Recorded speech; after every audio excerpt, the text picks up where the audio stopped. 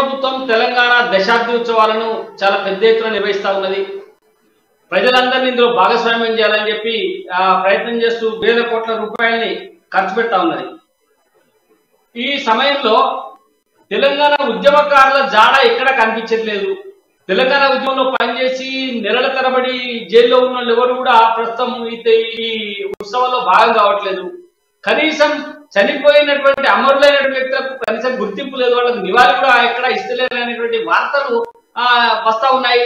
రాజమౌళి గారు ఎట్లా చూడాలి దీన్ని? నిజంగా ఇది బీఆర్ఎస్ పండుగనా లేకపోతే తెలంగాణ దశాబ్ది ఉత్సవాలా? ఏంది దీని పరిస్థితి? ఏ రకంగా అలా ఇది అందరికి నమస్తే అన్న. ఇప్పుడు మనం క్లియర్ గా అర్థమైపోయింది, వాళ్ళు టిఆర్ఎస్ అన్నదాన్ని బొందబెట్టుకుని వాళ్ళకు వాళ్ళే బొందబెట్టుకున్నారు, బీఆర్ఎస్ ను ఓపెన్ చేసుకున్నారు.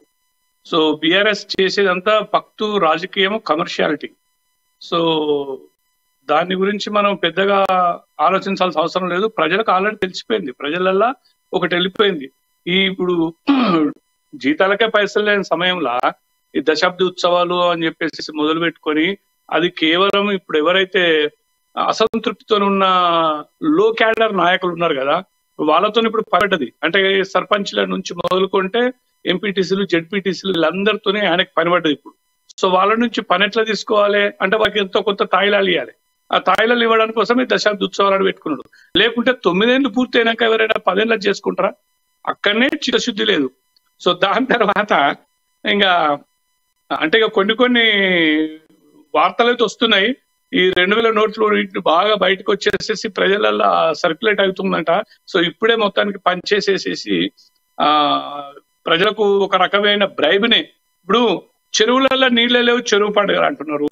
తర్వాత ఇప్పుడు బతుకమ్మ కానే వాళ్ళు బతుకమ్మ ఆడుతున్నారు.